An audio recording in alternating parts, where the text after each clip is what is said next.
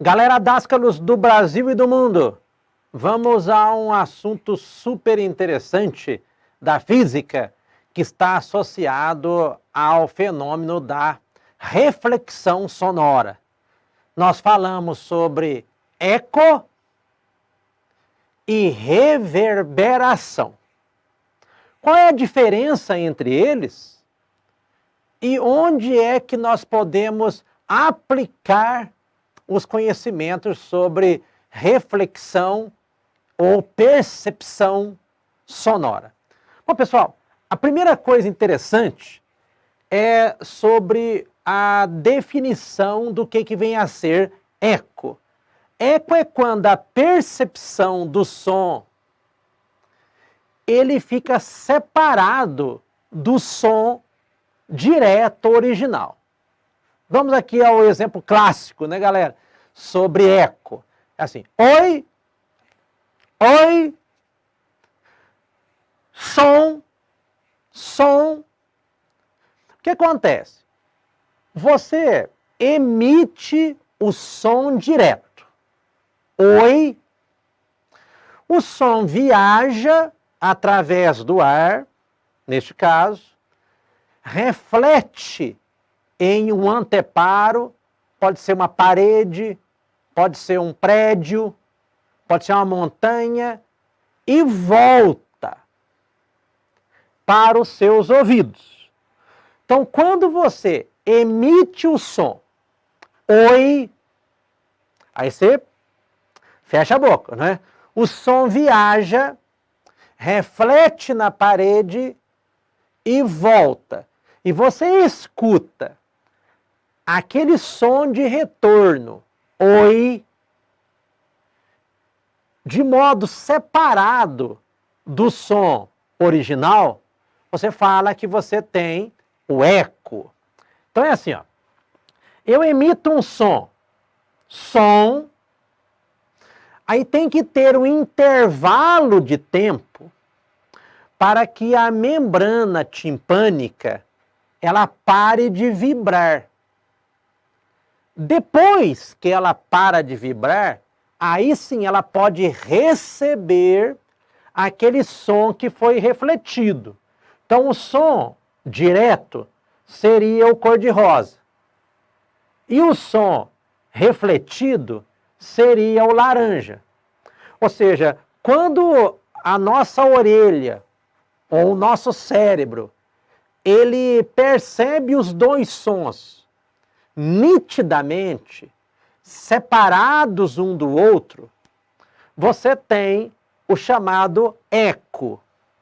Aqui, nós temos que ter o intervalo de tempo entre a emissão e a recepção tem que ser maior do que 1/10 de segundo.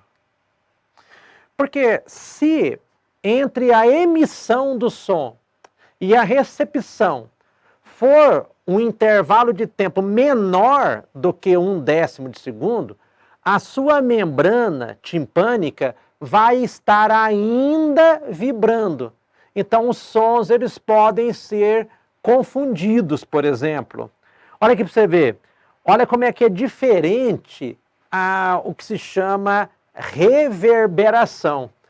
É quando a percepção do som original e o refletido, eles ficam basicamente emendados. É quando você percebe que praticamente não há uma diferenciação. É por causa do seguinte, ó. O som original seria o rosa. Mas ainda durante a percepção desse som original, ou seja, a sua membrana timpânica ainda está vibrando, você escuta o som que foi refletido na parede. Ou seja, existe ali uma, digamos, uma superposição. Ou que uma parte do som original se confunde com uma parte do som refletido. Então, é como se você não escutasse direito nenhum nem outro. Fica aquele negócio que parece uma caixa de abelha. Exemplo, é quando você vai a um show em um ginásio poliesportivo. Mas num ginásio poliesportivo é para você jogar futebol, jogar vôlei. Não é para ter um concerto, não é para ter um show. Você não escuta direito absolutamente nada. Porque o som que está sendo emitido por alguém, ele está chegando em sua orelha, mas ao mesmo tempo o som que está sendo refletido nas paredes, que são todas irregulares do estádio, na arquibancada, por exemplo, chega e basicamente você não entende nenhum nem outro, fica aquela caixa de abelha. É por isso que quando você vai gravar, por exemplo, um acústico, quando você vai gravar, por exemplo, aqui esta aula, nós estamos aqui em um estúdio. Ou seja, o estúdio, aqui nesse caso, ele é feito com espuma, parece casca de ovo isso aqui. Ou seja, quer dizer que quando o som ele é emitido pela minha pessoa, ele não vai voltar ao microfone. Ou seja, ele é absorvido pela cortiça, ele é absorvido pelo formato acústico da parte que bloqueia o som. O som, por exemplo, tem aqui alguns refletores, o som ele bate e ele é direcionado para outros lugares que não seja o microfone, para que você ouça apenas o som direto e não o som que vem a ser refletido.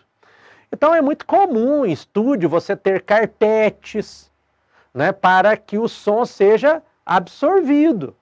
Você tem às vezes algumas, meio esquisito, mas às vezes você tem umas portas dependuradas no teto para que o som não consiga retornar ao microfone e você tem ali o som apenas o original e não o som misturado. Você não vai poder ter aqui um eco, você também não vai poder ter aqui uma reverberação, por exemplo, né? Então, por isso que o estudo da acústica é muito interessante. E isso aí envolve finança, envolve dinheiro, e não é uma coisa tão cara de se fazer, por exemplo, né? Então, aqui, tudo vai envolver o tempo, que é o tempo gasto entre o som que foi emitido e o som que foi recebido. Então, se o intervalo de tempo for maior do que 1/10 de segundo, você pode ter o fenômeno da reflexão, que se chama eco. Agora, se o tempo for menor do que 1/10 de segundo, a sua membrana ainda está vibrando e pode ser que uma parte do som coincida com a outra. Ou seja, você não tem um som nítido. Você vai escutar basicamente uma caixa de abelha na sua mente. Por exemplo, quando nós estudamos aqui, olha para você ver, pessoal, quando você estuda a parte, por exemplo, do eco, é legal perceber, aqui tem uma pessoa e essa pessoa vai fazer o quê? Ela vai, repara, ela vai emitir o som. O som vai viajar, digamos que seja aqui o ar, ele vai viajar pelo ar, ele vai bater nesse anteparo, você vai ter o fenômeno da reflexão. E durante a existência da matéria que se chama reflexão, o comprimento de onda não se altera, a velocidade não se altera, o período não se altera, a frequência não se altera. O que pode alterar é a fase. Mas aqui nós vamos olhar sobre grosso modo. A onda sonora vem, incide na parede, reflete e volta. Onde a pessoa vai fazer o quê? Ela vai perceber. Então aqui nós teremos a chamada concordam? recepção do som. Mas qual que foi a distância que separa o observador da parede? Ah, é uma distância D. E o que você vai fazer?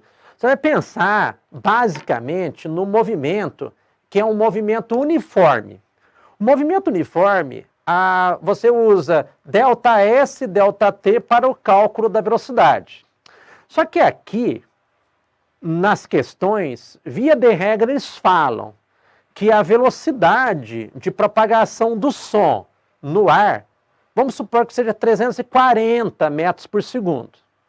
E o ΔS? Aqui, gente, o ΔS vai ser o caminho de ida e de volta. Então, houve um deslocamento do som por uma distância que é D, e houve um retorno do som na distância que é D também. Por esse motivo que eu troquei o ΔS por 2D. E eu falo que eu queria perceber o eco, por exemplo. Você sabe, né? Que para que aconteça o fenômeno que se chama o quê? Que se chama eco, você tem que ter um intervalo de tempo, lembra? Um intervalo de tempo tem que ser da ordem bem parecido com 1/10 de segundo. Então, eu vou colocar 0,1 segundo aqui para nós fazermos a conta. O que acontece? Acontece que a velocidade do som no ar é 340 metros por segundo, em média. A distância percorrida é ida e volta, correto? Então, vamos colocar aqui, ó. Seria uma parte de volta, mas é claro que você teria que colocar a ida, porque você tem a emissão e a recepção. Então, a ida e a volta dá 2D. E o intervalo de tempo para que aconteça o eco é de 0,1 segundo. Você vem, cancela segundo com segundo, multiplica em cruz. Então, nós teremos 340 vezes 0,1 dá 34. 34 é igual a 2D. D, então, seria 17. Então, se alguém te perguntar assim, qual é a distância mínima que tem que separar a pessoa da parede para que haja o eco? Aí você fala assim, ó, depende. Professor, mas depende do quê? Pessoal, depende da velocidade do som no ar. Eu fiz a conta para você com 340 metros por segundo. Então, se eu faço com 340 metros por segundo, vai dar uma distância de 17 metros. Mas, se você coloca 330 metros por segundo, vai dar 16 metros e meio.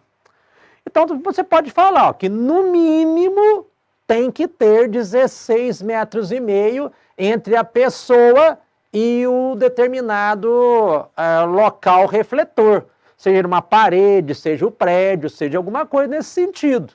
Né? Então, você teria, o caso do eco, uma questão prática desta. Mas, outra situação que não envolve exatamente, sabe? Não envolve exatamente algo que seja lá eco-reverberação, mas é algo associado a maior parte ao som. Então, por exemplo, uma aplicabilidade. Você tem um determinado barco e você quer fazer uma pesca. Só que você não sabe qual vem a ser a profundidade desse barco. Então, você vai usar o quê? Você, via de regra, utiliza o chamado sonar. O sonar. Ou seja, seria a propagação da onda sonora na água. Perceba que, basicamente, você vai fazer do mesmo jeito que nós fizemos a questão anterior. Você vai ter que colocar a velocidade do som, só que, nesse caso, né, é a velocidade do som na água. Vai ser um ΔS sobre um ΔT. Tá vendo? Faz uma, faz todas. E aí nós vamos fazer uma conta, pessoal. Bom, vamos colocar aqui que você tenha a velocidade do som na água seja de 1.500 metros por segundo. Suponha que desde a emissão, então emitiu agora, 0 segundo, combinado? Aí o som viajou por aqui e quando ele chegou ao fundo, nós temos, por exemplo, meio segundo. Ele bateu, ele refletiu e ele chega até a recepção, concorda? 1 segundo depois. Por exemplo, então você teria o percurso que é a ida e a volta, 2D, e o tempo que você gastou, desde a saída até a chegada. O que você pode fazer? Você pode cancelar aqui o segundo com o segundo e perceber que esta distância vai ser de 750 metros, por exemplo. Concorda? Outra questão super interessante que envolve, em parte, o som, é a questão relacionada ao trovão. O trovão está relacionado ao som. Não é? O trovão está relacionado ao som. Já o relâmpago, não. O relâmpago está relacionado à luz. É por isso que você enxerga o relâmpago primeiro e depois ouve o som. Por quê? Porque a velocidade da luz, ela é gigantescamente maior do que a velocidade do som. A velocidade do som no ar são 340 metros por segundo.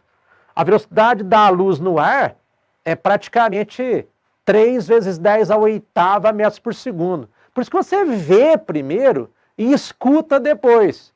Então você pode até fazer assim, a velocidade do som no ar, por exemplo, são 340 metros por segundo. Então tem uma situação que é bastante interessante e até prática, que é assim, o pessoal vê o relâmpago e conta, 1001, 1002, 1003, aquele barulhão. Quer dizer que o som gastou 3 segundos, 1001, 1 segundo, 1002, 2 segundos, 1003, 3 é o tempo de 1 segundo, 2 segundos, 3 segundos.